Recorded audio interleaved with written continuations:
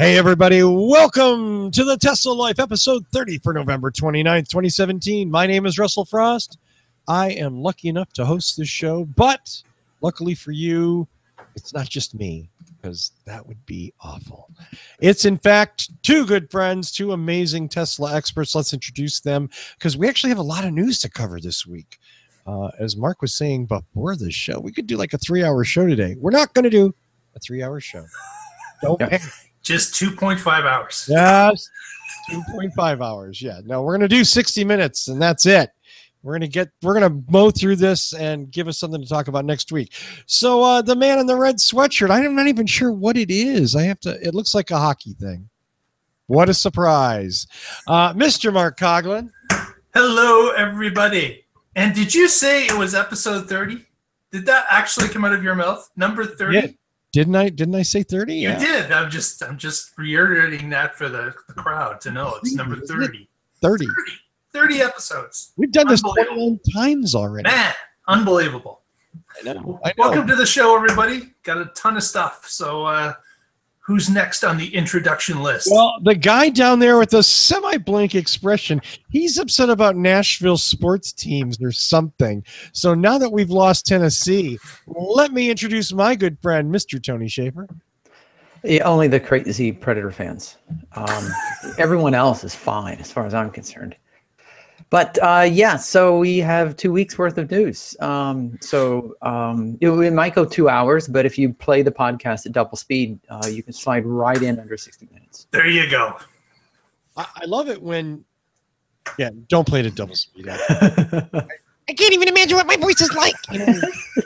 That would be really irritating.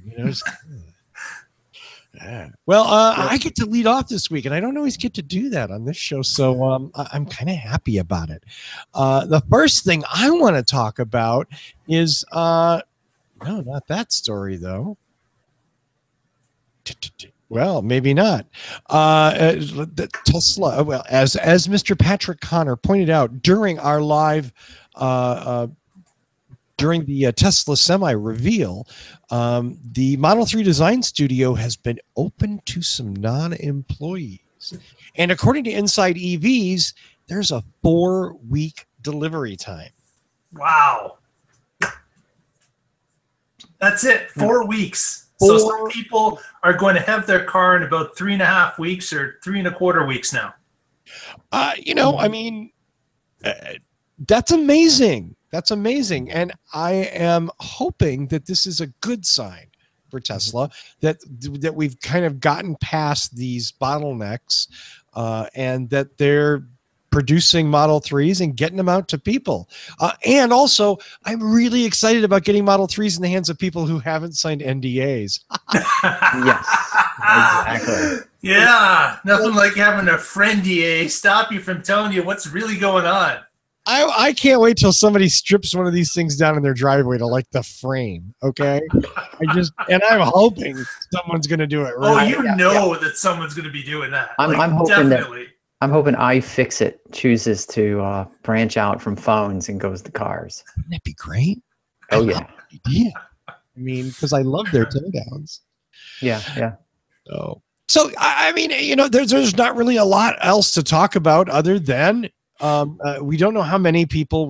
There's one example of a person who got the email and went through the configurator, and it was boom, 4 weeks. And, hopefully in a month, they're going to have a shiny, operable Model 3.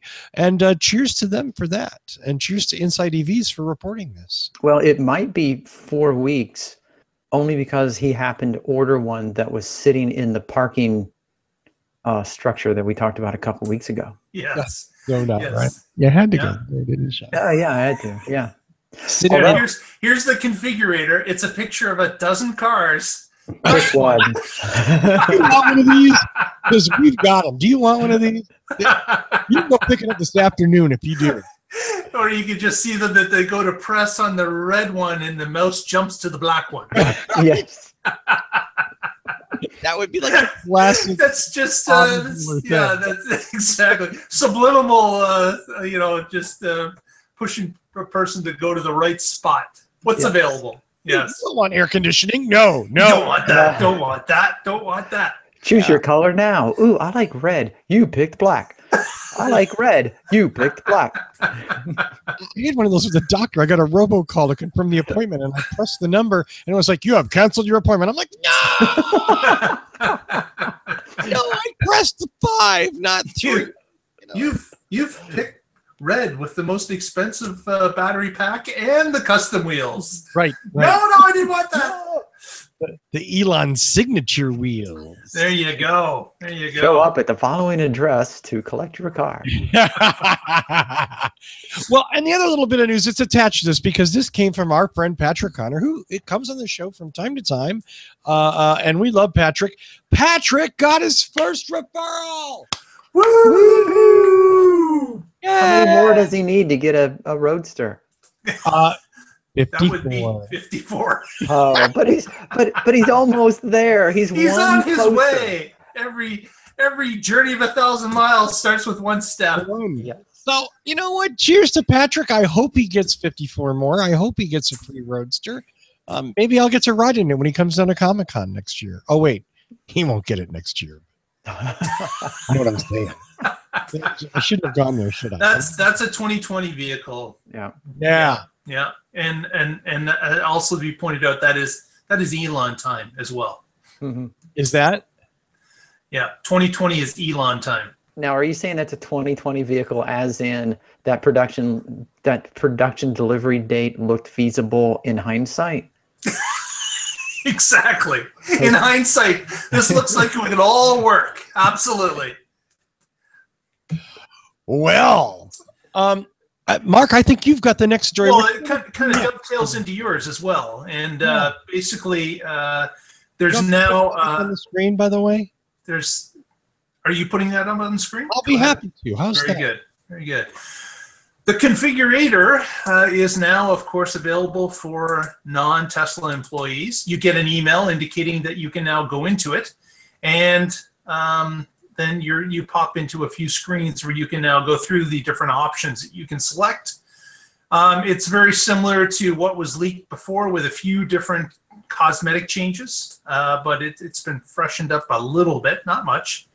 And of course, as we know, there's not a lot of options to pick. You're basically selecting battery pack. Well, actually, you're not even doing that. You are picking from a selection that says, I want the one that comes with the higher battery, the premium package. And if you choose that, then you get to pick colors and wheels, and that's it. If you select that you are not interested in that, you can hold your spot in line and you can wait till the other options start to roll in.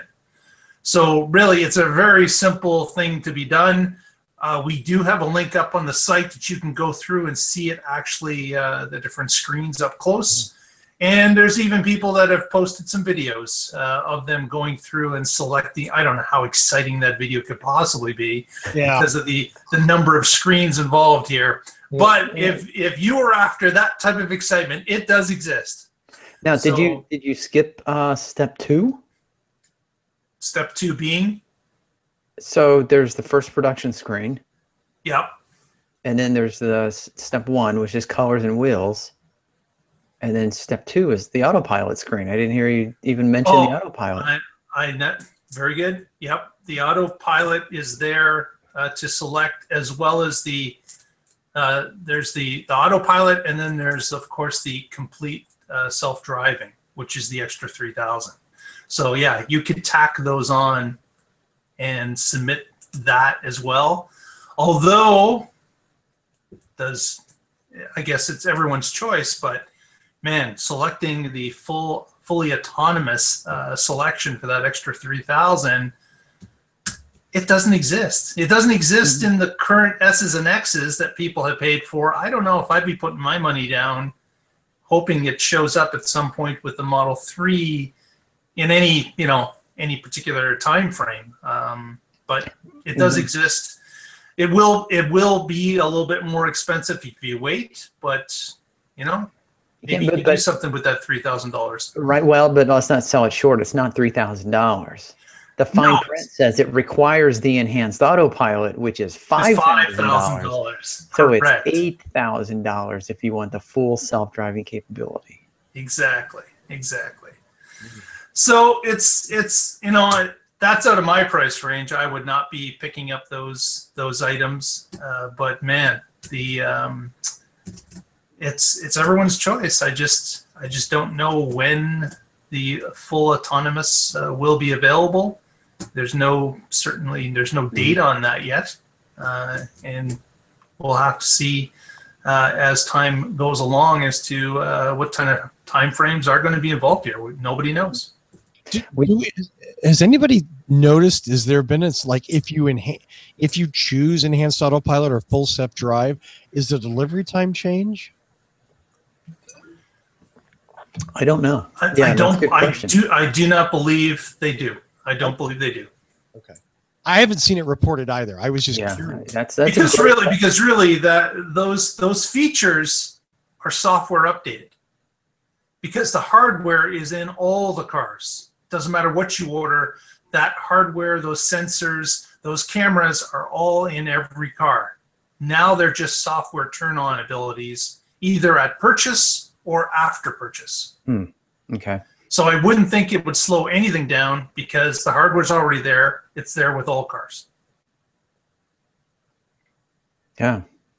Okay. We do get a little more insight into the total cost of the Model 3, because of course a lot has been made of the $35,000 vehicle. This is going to be Tesla's $35,000 vehicle, and everybody goes, "Ooh, $35,000! Now I can afford a Tesla." But as we see here in the pictures on Inside EVs, the Model 3 is $35,000. The reservation payment $1,000, so that gets subtracted. Now they selected the long range battery, 310 miles. That added $9,000 to the price. They also added the premium upgrades for $5,000, and right there you're at $48,000. Yep. But everybody likes the idea of autopilot. So you want autopilot, like we said, that's going to add $8,000 more. So we're now pushing $56,000. I'm guessing that's the autopilot is $5,000. You just get that. No, enhanced autopilot. Oh, self-driving capability. Yeah. That's what I meant. Extra 3 is for the the self-driving. Yeah, The full autonomous is a total of $8,000 more, $56,000 before tax and title. I'm sure all those people who are like, "Ooh, $35,000 Tesla," are now looking at maybe $56,000 and saying, "Huh." Keep in mind, they're trying to make money off the start. So they're keeping the car to a certain configuration, one that works for them, obviously. They get some features built in, and if you decide that you don't want the larger battery pack, you don't lose your spot in line. You just sit out and wait until that smaller battery pack comes along. So people that are chomping at the bit to own the Model 3 because they've been seeing it, they want to drive it, they want it to be theirs, then yes, they're going to pay the big money to get it. All right. Yeah, I just wanted to point that out, that and I'm not slamming Tesla for this because but again, it's just as much as the media jumped on a $35,000 Tesla price point, yeah, and then to get the extra stuff that of course you want, you're now pushing $50,000 at least. Well, yeah, $48,000 if you want the premium upgrades, or I'm sure for $35,000 you get the short range battery with the roll up windows. And maybe no cruise control, and I think the seats and the color is black. And Menards buckets for you to sit on. Well, it's not quite that bad, but yeah, it's a far cry from the top of the line version. Yes. Nice. Well, speaking of Tony being out of control, woohoo! You have the next story, my friend.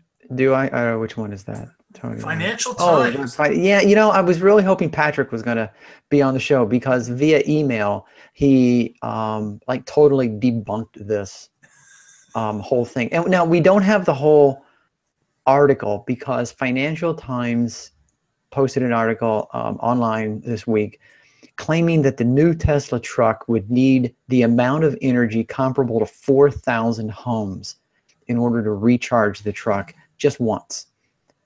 And, you know, unfortunately, Financial Times won't let you read the article unless you buy a subscription to Financial Times. They post this fantastic headline and then hide it behind a paywall. Yes, very much so. However, seekingalpha.com kind of pulled the bullet points, and that according to, you know, they said that according to Financial Times, it could require as much as 4,000 homes. Apparently, it's citing a study from the Aurora Energy Resource, one of Europe's leading energy consultancies. And I think the big deal is the mega charger.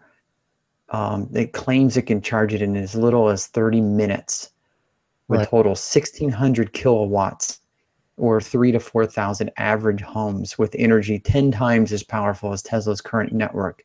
And let's be clear, Tony, what Patrick says in here is we're talking more like 30 homes. Yeah, like the whole magnitudes are out, unless they are going full life of truck. I don't. That's the only way. I can't see that. I can't see that. That's the only way I could possibly come up with a number as grandiose as 3,000 to 4,000 is if you're, you know, you're actually projecting over a 10-year period. Yeah, exactly. It's just it's bad. It's distorted, and you know what? Even let's be realistic. 30 homes. That's not small. Right. Even that. Yeah. But again, you know, we can, you know, we have to go back and figure out all the energy, the gas, the pollution. You know, we can generate electricity cleanly. We can do this. So yes, that is one of the things is to, you know, somebody do the math and calculate exactly how much energy is being burned in diesel, you know, for a truck to drive the same amount of distance. There was another site that published something, and I do not have it on hand, but they indicated that they believe that the megacharger would take about 2 acres worth of solar to be an effective truck stop to fill up trucks as they're coming in. So 2 acres plus, of course, your battery backup to store and hold on to the energy. But they felt that 2 acres of solar would be enough to do this. Now, we don't know if that is the case. We don't know where these things are going to be placed. Certainly, there's a lot of figuring to happen. Maybe Tesla will be buying credits from others, kind of like Apple and Amazon do, buy credits in another part of the country, collect the energy there, and then they get it from a different area. And there could be, you know, that Walmart and some others have purchased trucks. There could be parking lots that are filled with solar as well. And that, you know, you look at a parking lot of an average Walmart, that's over 2 acres, no problem. Now, I'm not suggesting they would put all solar there, but there are options when it comes to these large parking lots that you could use some of it to pull in energy from the sun. Rooftops. That's my big thing. Rooftops, flat roofs. They're just sitting there soaking up sunlight. Yeah. Also, you know, they say 2 acres. Now, we have to keep in mind that's 2 acres flat. But if you start stacking the solar panels vertically, see, if you had like 8 layers of a 1/4 acre. Yeah, they could be higher. So solar apartment buildings. I'm totally being stupid on that. Just limited to solar. That's the thing. We can use wind power. We can use geothermal. We can use wave energy. There's a whole bunch of sources for electricity, and it's easy. This isn't difficult. There's no, well, we're just waiting for this one magical element to appear. This is not the hydrogen chase. This is just generating electricity cleanly, and we can do that once we decide to. Once we make the decision to say, there's no such thing as clean coal, and we're going to go to somewhere else. Sorry. Absolutely. That's the way I feel. All righty. I think you have the next one. Tony. I'm sorry. Yes, you. Speaking of, I'm sorry. This is just a story that, like, I scratch my head because I don't get it. So, Tony, please help me understand this. Yeah. So I use Flipboard, and if you use Flipboard, you should subscribe to the What Drives Us magazine. Just because I felt like throwing that out there. But in Flipboard, I get news from all over the place. And one of the magazines I subscribe to is Sustainability. And it's cultivated from news articles around the world on all things sustainable, environmental, and, basic hippie tree hugger stuff. And one of the things was talking about the environmental impact of Bitcoin mining. Okay, so I'm going to take about 30 seconds and I'm going to explain Bitcoin mining. So Bitcoins, if you didn't know, cryptocurrency, they don't really physically exist. It's software code. And in order to make sure that the market isn't flooded with Bitcoins, the Bitcoin, whatever, central agency thing lets people, quote unquote, mine for Bitcoins. So they have to complete these incredibly complex, energy consuming algorithms in order to quote unquote mine Bitcoins. Kind of like going out and mining gold or mining diamonds. That's where the concept comes from. So according to the couple of the articles that I saw, enough energy is being used just mining Bitcoins equal to the same energy output or energy consumption of the country of Ireland. And of course, Ireland is not the most efficient country in Europe. So it's actually 19th. So really more energy is consumed mining Bitcoins than 19 European countries, not combined, just, 19 countries. Individually, yes. Individually. So here's the thing. People are looking for free energy to mine Bitcoins. And so that's where this article comes up. That's where this picture that Russell is sharing. Oh, it's on the screen now. So apparently someone has taken their Bitcoin mining computers, which some people have used Raspberry Pis to mine Bitcoins.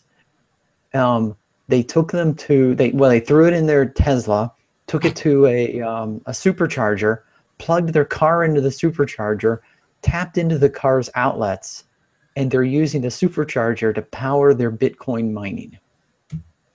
So that's absolutely insane. It is. It's insane and borderline brilliant. Apparently, the idea came from someone in a Reddit Tesla forum that they were, I forgot, talking about Bitcoining or something, and someone said, well, you should go just plug in your Bitcoin mining computers to a supercharger. And by God, somebody did. Yeah. There's no answer for that, Russell. There's really no answer. What a horrible story. God. You want to talk about like how people shit things up. Like here are the superchargers for cars and and here's somebody who's gonna like, I'm making Bitcoins. Somebody that says it's a free source of energy that I paid for with my car, and I am going to use the resource as much as I can for not the intended reason. I'm just going to plug in a supercomputer, let it suck in the juice, and run it for free for me to mine Bitcoins. Yes, and the general consensus on pretty much all of the internet is, yes, that's theft. I mean, because for exactly what you said, Tesla is making the superchargers free to use for people who qualify for free supercharger use, and they are using that free electricity to make money. And so there's like, yeah, that's pretty much theft. Now you know that the superchargers are timed. They know what car is plugged in. Mm-hmm. They know how long the car has been there. They know how much energy it's consumed, and they know whether it's full or not. Because of course now Tesla sends out a notification to the owner that your car is full. You're going to be billed if you don't move it. So I am wondering, are those computers sucking enough energy that the car never fills up. Right. And that isn't a tremendous amount of electricity that is being sucked out of these superchargers for a car to sit there day and night burning that electricity so that the back trunk can get hot from all those computers running. Like it's craziness. You could almost assume the way around that would be to plug in the car until it's fully charged, unplug it, run the bitcoins, and then plug it back in. So this guy's sitting in his lawn chair out front of his car, sipping coffee at the supercharger station that they just opened. Oh my gosh! Yeah, you're just sipping coffee. Meanwhile, you're sucking 3 kilowatts from the supercharger as fast as you can. Every 10 minutes. Yes. Yeah. Insanity. Yes. So that was my just for fun article this week. Very nice, Tony. Well, that was fun. Yeah, and now we're on to the semi again. We got some information on pricing. They indicated that the semi price starts at about $130K, and then the longer battery model is $150. And there's even the discussion of a signature series. Oh God! It's an extra $20K. Like, why on earth would you be buying a signature series of a truck?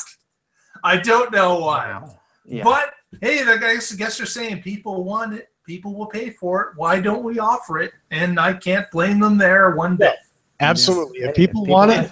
Yeah, and if people don't want it, then they would drop it pretty quick. But obviously, people want the signature series semi, so that's what they're offering.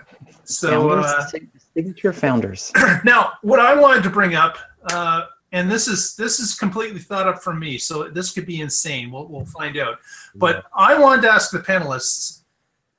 Don't shake your head. Don't do that. What?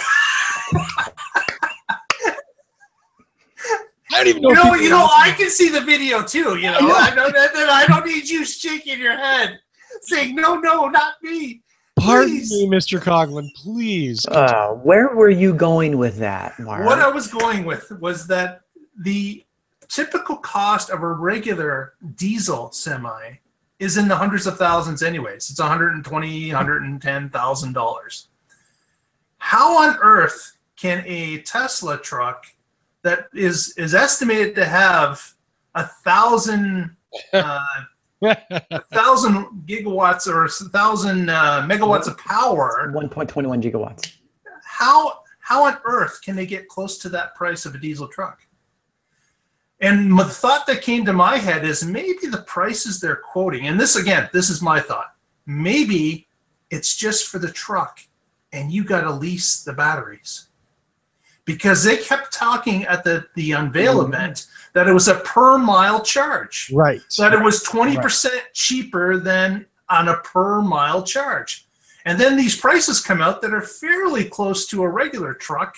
And I'm going, that doesn't make any sense that they're that close to a regular truck. So again, I just thought of this myself. It might be wrong, but I wanted to put the thought out there that maybe there's something about the leasing of the batteries, because of course they also said that maintenance was included under a certain amount. And a lifetime warranty. Exactly. So that that would also play into leasing the batteries. But I don't know. I just thought I'd throw it out there and see if you so what if these trucks, we already know that these trucks need like a super massive mega charger. So Tesla provides the mega charger. And I mean, when you think about it, you could lease the truck. You could also lease the mega charger. I'm looking at it from Tesla's perspective. I mean, what if I sold you a truck for $150,000, but you couldn't possibly charge it unless you leased one of my mega chargers? Here's your 3-prong plug. Plug it in. Here's your 120. These are like some really cold ass business models, I mean, sell you the truck, but you don't get the batteries. Oh, we'll sell you the truck, but you can't have the charger. I don't know. Maybe I'm off base, but man, I just thought that price was kind of cheap. Or Tesla installs the mega charger, sells you the truck, and then you buy electricity, they essentially become a electricity provider, or, you know, they buy it at 10 cents kilowatt hour from the local utility and they charge you 12.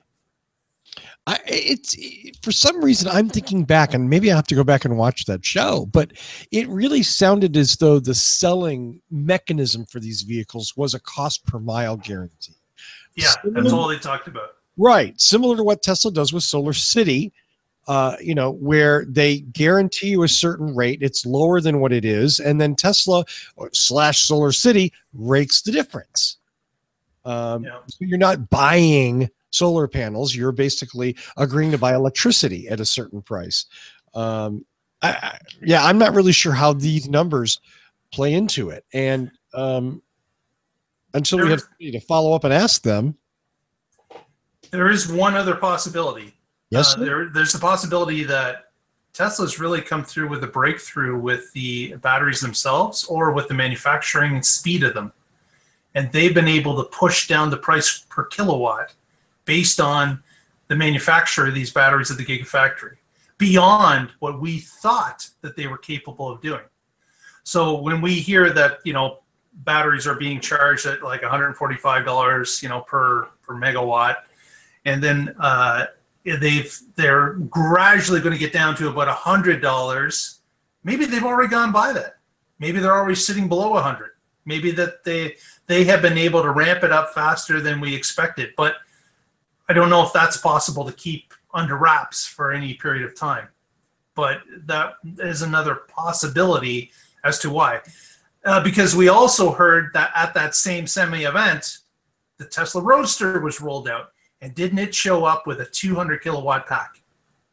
And that is well beyond anything that Tesla has offered today.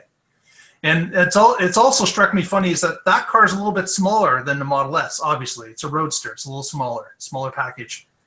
How on earth did they fit 200 kilowatt packs in that Roadster and still have a flat floor and still have four seats?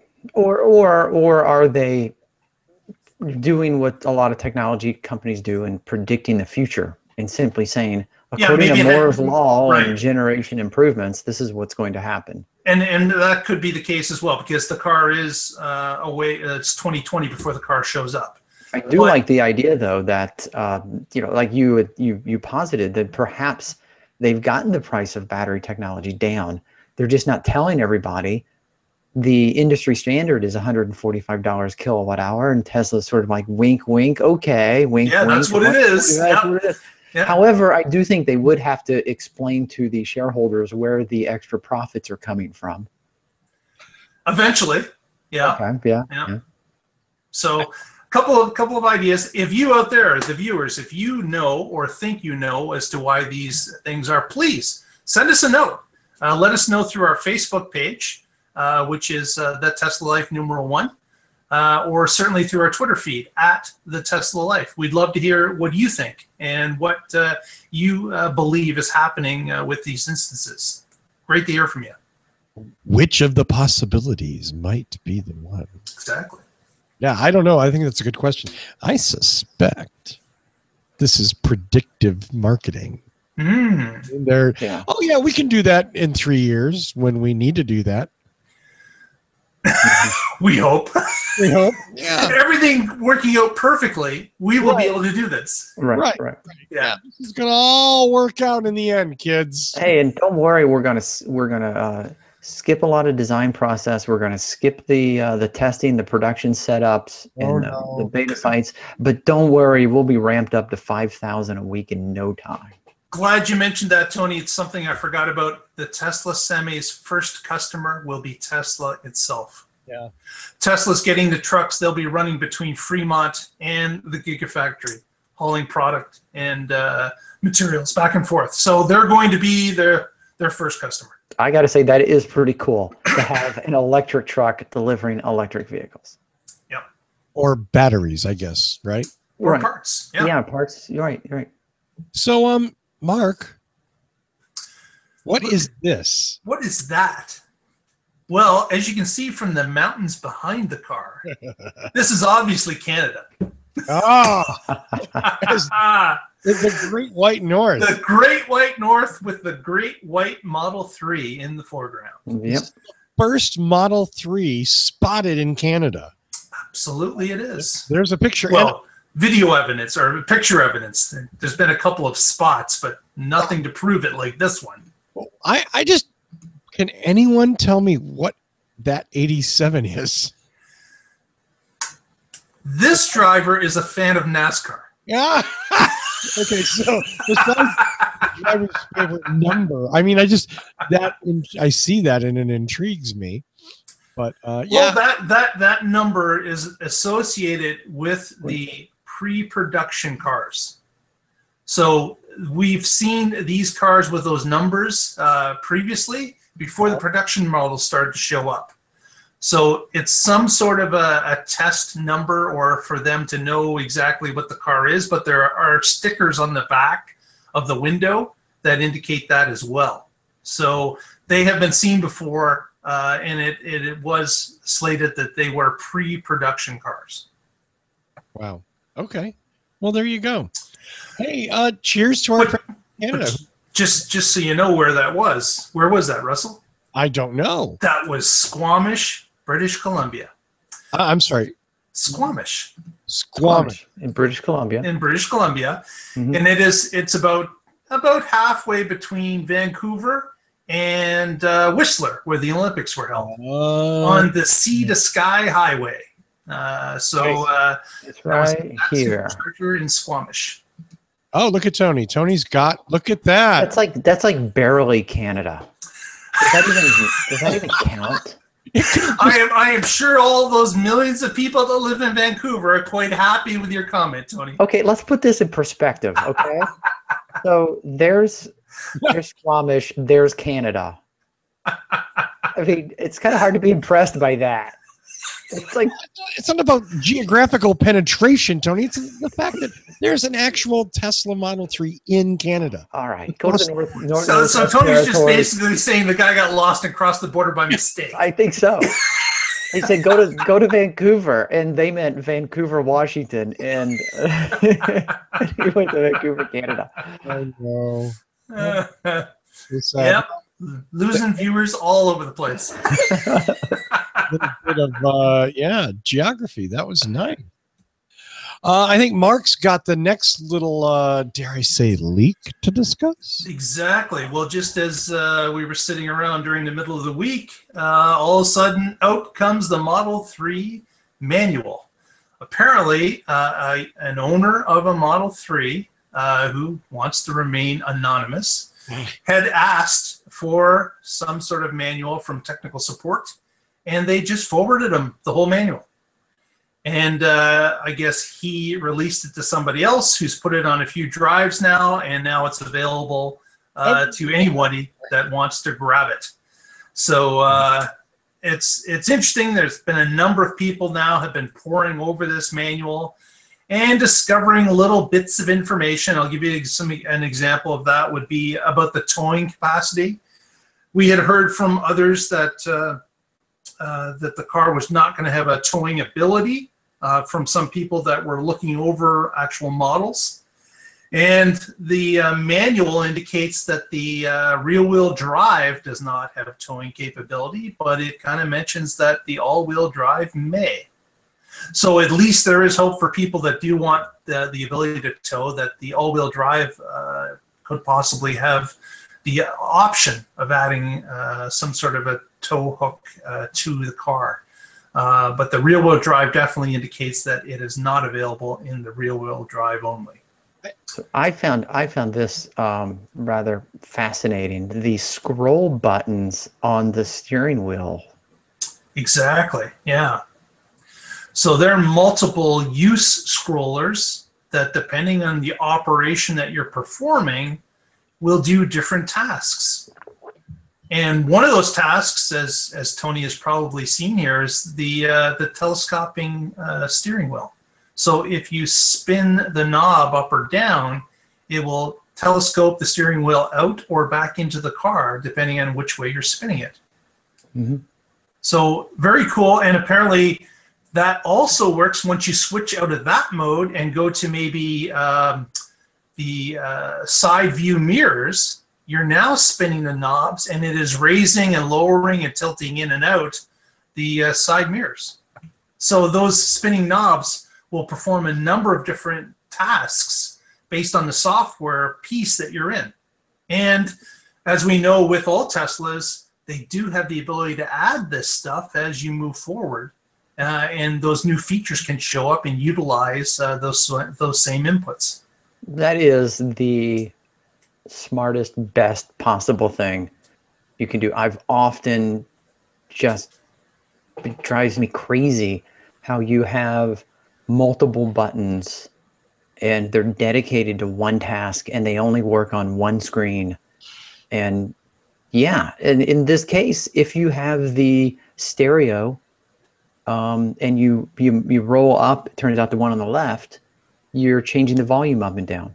Or maybe the one on the right is tuning. And if you have navigation on, you can spin it and you can turn the navigation volume up and down. Or if you're on the phone, you can have the phone volume go up and down. That's exactly how it should work. It should just be pertinent to whatever you're doing at that time. I'm going to take a little bit issue with that, Tony. Yeah, I figured you would. Thank you. No, I mean, the vehicle that I'm in right now, that I happen to be driving for a review for what drives us soon, it has some interesting multi-purpose things like that, and sometimes that stuff works really well and it's cool. And sometimes what it does is it just means, I mean, nobody wants to like have an automobile cockpit that looks like a 747, with 5 million toggle switches and all of this, and like, where's the one for that I need? The downside is once you know where that one is, it's always there. It's never buried in a menu or anything. Yeah. I went to turn on the ventilated seats and I had to dig down into a menu and use a scroll pad and click on it. And then I went to turn them off and I had to go all the way back in and do it again. There's no like if there was a button, it would be really easy to deal with. That's all. There's probably bits and pieces from each side that work best. And you're right. There are some things that you would be able to get into real easy and perform the task. But if you have to drill down into multiple menus, and my goodness, if you're actually driving, that could be real dangerous. Right. As opposed to reaching over here and there's a button over here somewhere that, and you just click it and it's there. Again, I see both sides. There was some car, I don't remember what it was, that I drove earlier this year that didn't have a volume knob on the radio. And I was like, oh man, I missed that volume. I missed the volume knob. Like, I don't want to go into a menu to change the volume on the radio. Yeah. So it's a slippery slope, is what you're saying, Russell. It says, I hate you, Russell. Well, you're watching hockey, aren't you, Tony? No, I'm looking up how to turn on the ventilated seats in a Lexus. It's under climate, seat, front, and then you have to slide either up or down on the touchpad to set it, and then you have to menu out. Yeah, I heard a similar story many years ago, and 2 employees were talking. This was in the lunchroom. I overheard it. 2 employees were talking about the phones, the mobile phones they had. This was before smartphones, and one of them had the phone that my company manufactured at the time. And someone said, "Oh, you have one of those. How do you like it?" And he said, "This is the best phone I've ever hated using." And it's like, "What are you talking about?" And he said, well, for example, look at your phone. Let's say you go into a meeting. How do you turn off the ringer? The guy said, "Oh, right here. I got a little button right here on the front. I can turn off the ringer." He's like, "Yeah, watch this." He pulls up his phone and he says, "Menu, settings, sounds, edit, ringer." And there was no off. There was volume down, down, down, down, down, down, down. And then escape, escape, escape, escape, escape. He said, and the good news is when the meeting's over, I get to do that again to turn it back on. And it was his thing was it was made by engineers for engineers. Yeah. So we'll have to see. We'll have to see if some of the features are infuriating and if some are better. But as people pour into the manual more and more, little tidbits are being released every day. So if you want to keep on top of things, please follow us on our Twitter feed at the Tesla Life. And as these things come along, we're releasing them as we see them.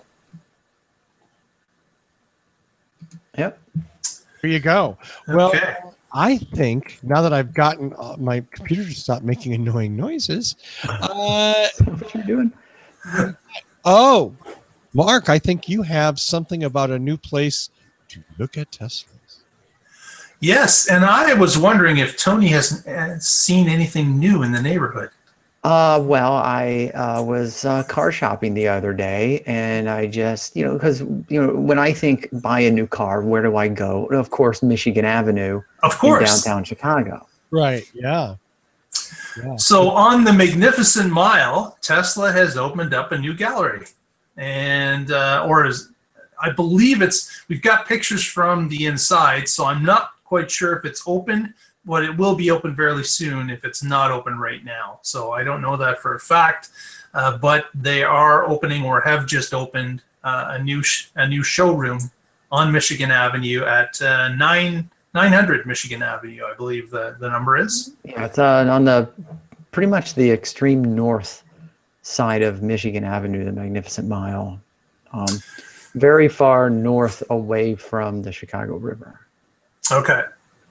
So if you're in town, please go in and check it out. Send us a photo or two if you are able to get in and take a look around. But again, there's now a few different centers in Michigan or in Chicago proper that people can go to and check out some Teslas. But this certainly putting it in I would assume the touristy district. Is that correct, Tony? Again, or is it just outside of it? Yeah, again, being so far north, it's definitely catering to the upper echelon of Chicago occupants. And it is pretty much so far north that not a lot of tourists tend to get up that area. Okay. The more touristy part of the Magnificent Mile in downtown Chicago is closer to the museums and Millennium Park and areas that are south of the Chicago River.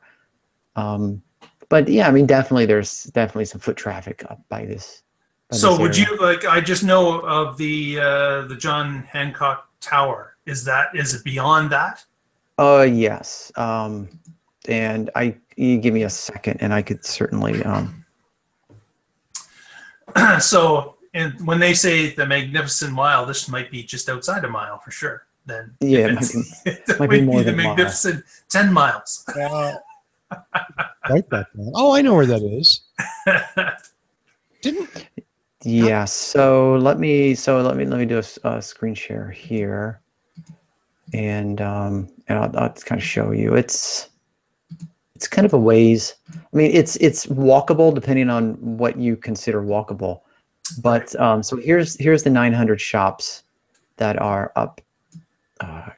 Click that are up here. Now just sort of remember this bend in Lakeshore Drive.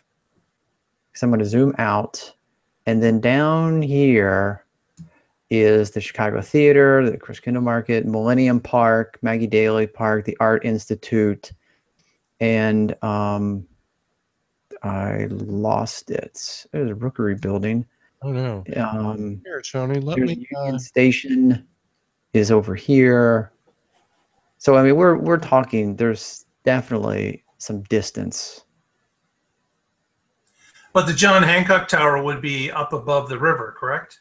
Like it's across the bridge.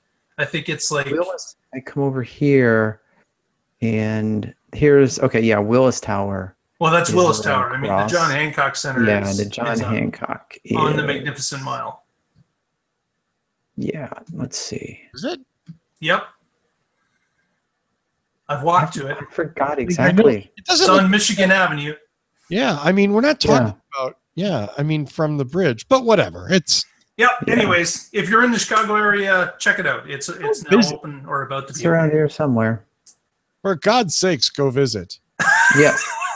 I don't want to give you any spoilers, but I might have an opportunity to be downtown Chicago next month at There some you go. point. So Next month. yes, Well, there you go.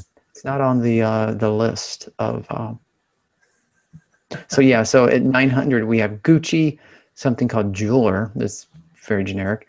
Bloomingdale's, Kate Spade. A lot Are you of getting paid by this high-end- ball? Yeah, no. Is there some kickback here or something? Because I want part of it. Yeah, no. Okay. So that leads us to our next story. Russell, what do you got? At least my final story, because Mark's so good at the one more thing. But I had to talk about this. KUTV.com reported this week. This is Salt Lake City. There were 4 stolen Tesla vehicles that were recovered, and apparently the thieves not so bright. And the details as of this just happened yesterday, day before. Yeah, day before. And they're trying to figure out even what happened, but apparently some dude showed up with like a bag full of Tesla key fobs, driving a Tesla behind a state trooper and said, "Hey, this isn't really mine. I just want to return it." What? Who says that? Yeah, I got someone that's going to jail. probably doesn't have a really good attorney. The police think that somebody somehow had a key, got access to the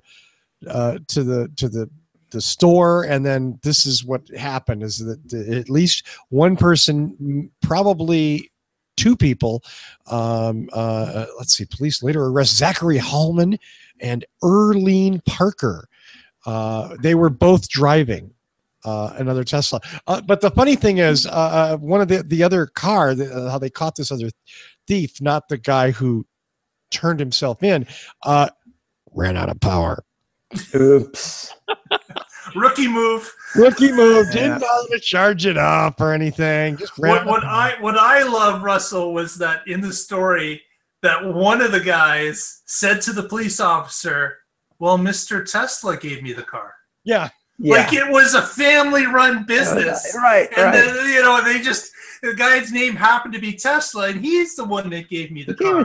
I got it from Mr. Tesla. He said it was okay. Exactly. Yeah. Mr. Tesla said it was fine to take his car for a run. It's Yep. like, oh my gosh.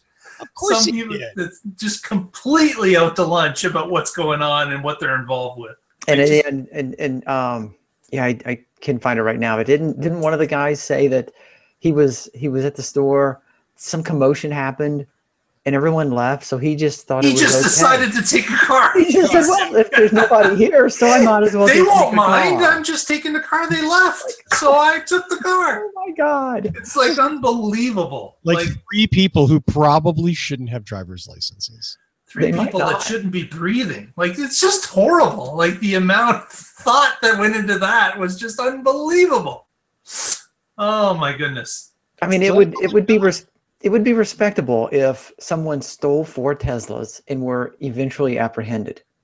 You would say, okay, but- somebody was trying Grand Theft Auto, and now Tesla's. But to drive behind a police officer, get him to pull over, and then tell him, "I found this. I'm just trying to give it back."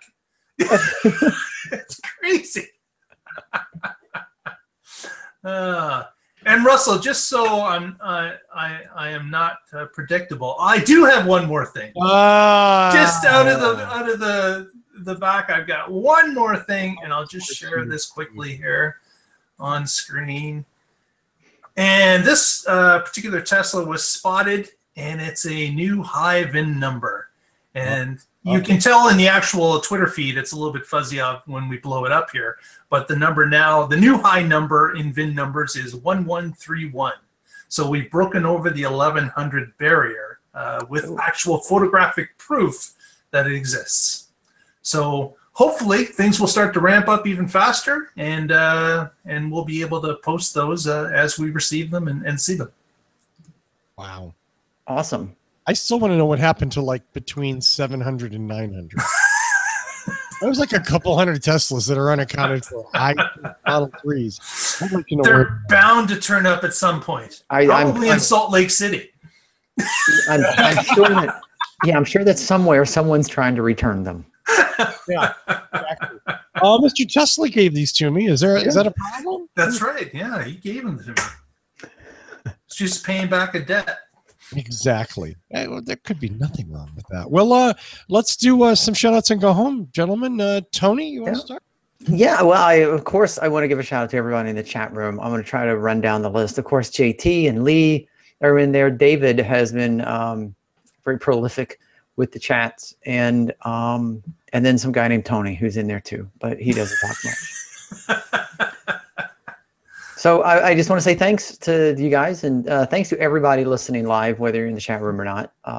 Yeah, thanks for making us part of your Wednesday evening or afternoon or wherever the hell you are. Bingo. Or wherever the hell you are. Where's the live by? Right there. That's it. Wow. I mean, that's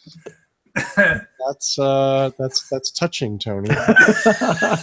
Hey, heartfelt. A heartfelt thank you. Yeah. Absolutely. Please, Mark, save me. Please, for the love of God, save me. Thank everyone for watching and listening, and we look forward to sharing more news with you next week on the Tesla Life. Thank you very much. And as always, we want to thank Lee Moon, who composed, performed, and allows us to use his theme music for our show for free. Thank you, Lee. Mr. Moon just gave me that. Yeah, Mr. Moon. Yeah, I've been trying to return this music. I've been trying to return the music for weeks. Yeah, we didn't mean to play it for free. Oh, wait. Yes, we did. Oh, yeah. Thanks, Lee. Yep. Yeah. Oh, sorry. I didn't do that. Oh, you were going there anyways. You were going there. So, hey, as we like to say, thank you all for tuning in. Check us out next week and find out what is going on in the Tesla life.